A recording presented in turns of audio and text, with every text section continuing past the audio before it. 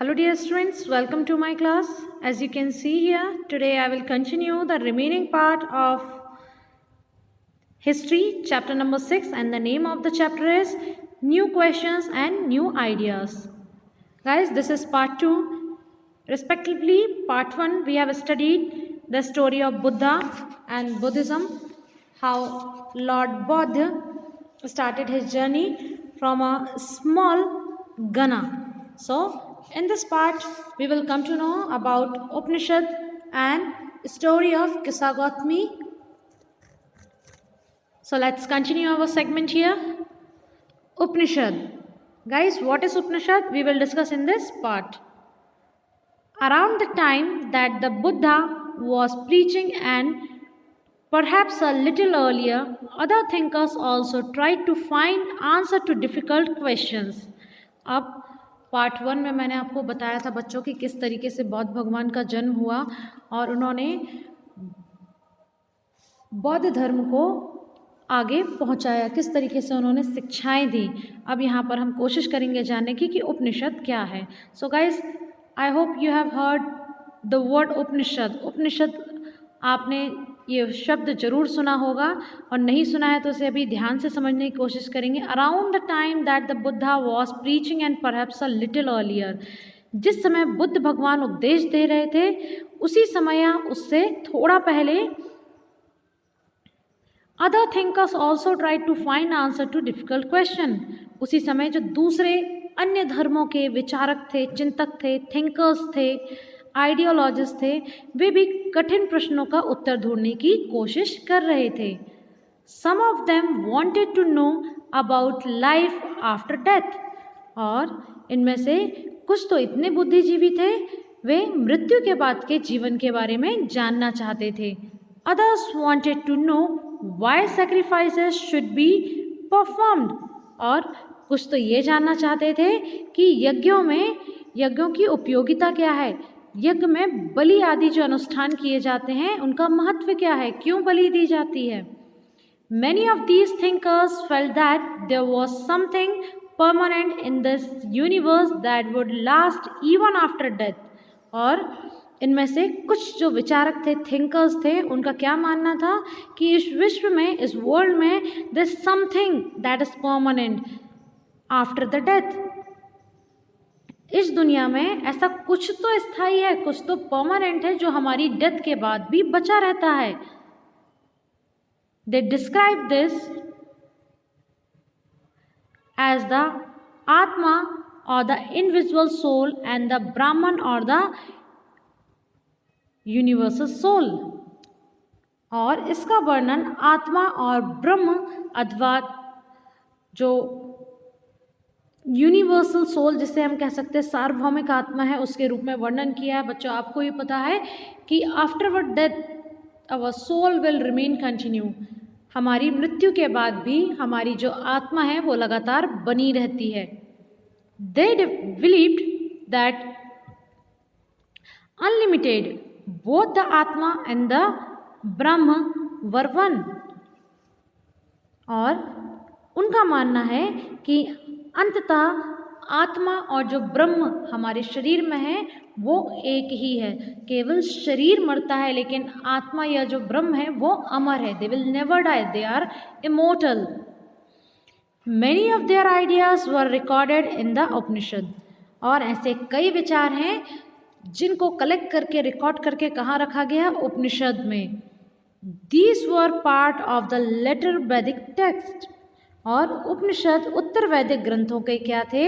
एक हिस्सा थे। तो चलिए आगे पढ़ते हैं। यहाँ पर हम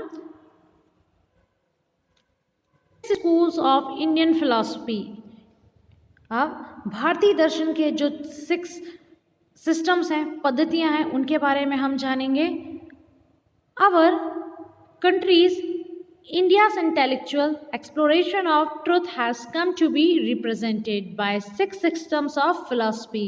गाइस, मैंने आपको अभी क्या बताया कि हम इंडियन फिलॉसफी की 6 सिस्टम के बारे में जानेंगे कि भारतीय दर्शन की ये जो 6 पद्धतियां हैं वो कौन कौन सी हैं।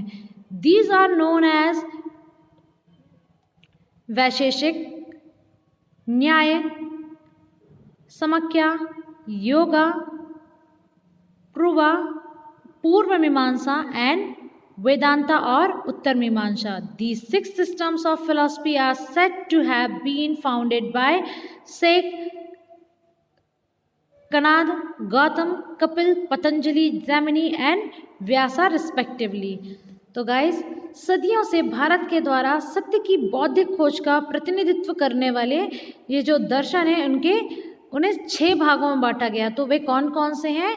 फर्स्ट इज वैशेषिक, सेकेंड न्याय, थर्ड सांख्य एंड फोर्थ योग, फिफ्थ पूर्व मीमांसा, सिक्स जिसे वेदांत या फिर उत्तरी मीमांसा के नाम से जानते हैं. और अब जानते हैं कि किसने किसको लिखा है. इन 6 पद्धतियों को क्रमशः जो वैशेषिक है उसे किसने लिखा है बच्चों?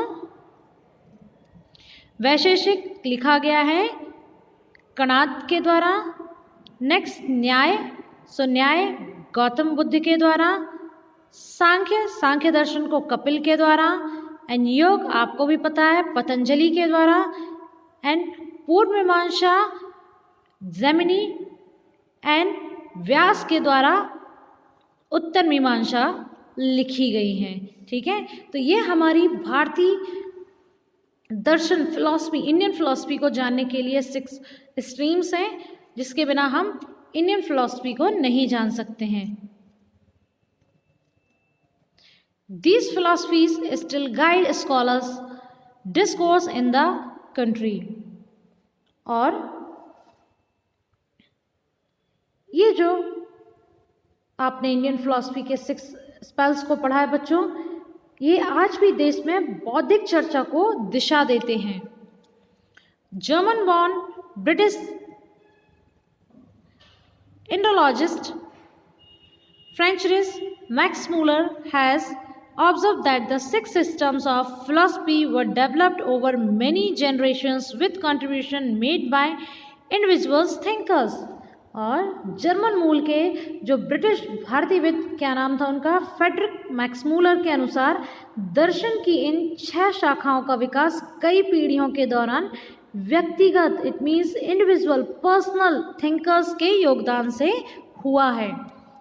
However, today we find an underlying harmony in their understanding of truth, although they seem distinct from each other. यद्यपि ये एक दूसरे से अलग दिखाई देते हैं. कहीं न्याय की बात कही गई है तो कहीं पर योग की बात कही गई है, इसलिए they often seems to very different. ये एक दूसरे से अलग दिखाई देते हैं, लेकिन इसके बाद भी यदि इनके मूल तत्व की चर्चा की जाए तो ये आपस में लगभग हार्मनी बनाए हुए, एक रूपता बनाए हुए हैं. चलिए नेक्स्ट पार्ट में देखते हैं, नेक्स्ट पेज में कि क्या बताया गया है. उपनिषद literally means approaching, sitting near, and the text contain conversations between teachers and students. अब यहाँ पर क्या बताया है बच्चों कि उपनिषद का मीनिंग क्या है. उपनिषद का शाब्दिक अर्थ है गुरु के समीप बैठना. उपनिषद गुरु के समीप बैठना. Often ideas were presented through simple dialogues. और ये जो उपनिषद है इनमें अध्यापकों और उनके विद्यार्थियों, it means teachers and students के बीच नॉर्मल कन्वर्सेशन, नॉर्मल डायलॉग्स को कलेक्ट करके रखा गया एज ए रिकॉर्ड.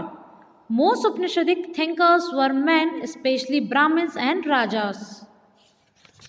आमतौर पर इन चर्चाओं में भाग लेने वाले अधिकांशतः क्या थे, मेल कैटेगरी के थे, और जिनमें से वे ब्राह्मण और क्या होते थे, राजा होते थे. Occasionally, there is mention of women thinkers such as Gargi, who was famous for her learning and participated in debates held in royal courts. बच्चों, अब तक हमें जो जानकारी मिलती है उसमें सिर्फ राजाओं के, पुरुषों के या ब्राह्मणों के बारे में जानकारी मिलती है कि इस तरीके से विद्वान पुरुष हुआ करते थे. लेकिन कभी कभी there's one name mentioned here whose name was Gargi. She was known for her learning and practiced.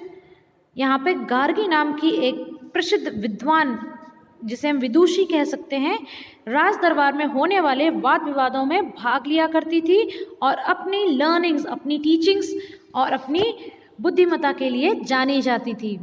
Poor people really took part in these discussion, और ऐसा माना जाता है कि निर्धन व्यक्ति इस तरह के वाद विवाद में बहुत कम हिस्सा लेते थे, डिबेट्स में। One famous exception was Satyakama Jawala, who was named after his mother, the slave woman Jawali. और इस तरह का एक प्रसिद्ध जो हम कह सकते हैं कि एक्सेप्शंस मीन्स अपवाद, सत्यकाम जवाल का है। सत्यकाम जवाल का नाम उसकी दासी माँ जवाली के नाम पर पड़ा था। क्या बताया, चलिए देखते हैं। He had a deep desire to learn about reality, was accepted as a student by a Brahmin teacher named Gautama and became one of the best known thinkers of the time। अब सत्यकाम के मन में सत्य को जानने की क्या थी, बहुत ज़्यादा एक्साइटमेंट थी। He wants to know the truth after the death।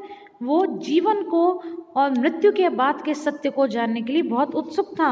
और चूँकि वो कैसा था, एक दासी माँ से पैदा हुआ था, इसलिए गौतम नामक एक ब्राह्मण ने उन्हें अपने विद्यार्थी के रूप में एक्सेप्ट किया, क्योंकि उस समय जातिगत छुआछूत और भेदभाव बहुत अधिक चलता था। और इसी तरीके से वह अपने समय के सर्वाधिक प्रसिद्ध विचारकों में से एक बन गए थे। कौन? Satyakam Jawali. Many of the ideas of the Upanishads were later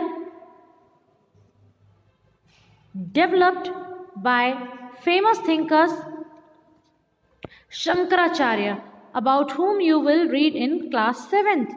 और उपनिषद के कई विचारों का विकास बाद में प्रसिद्ध विचारक जो थे, उनका नाम आदि शंकराचार्य, जिन्हें हम जानते हैं, उनके द्वारा किया गया, जिनके बारे में बच्चों आप एलेबरेट तरीके से विस्तार से क्लास 7th में पढ़ेंगे। सो गाइस, आज हमने उपनिषद के बारे में पढ़ा, तो आई होप आपको ये स्टोरी, ये नॉलेज अच्छा लगा होगा। In next video we will come to know about Jain dharma, okay, Jain religion. Till then keep watching, keep enjoying. Thank you.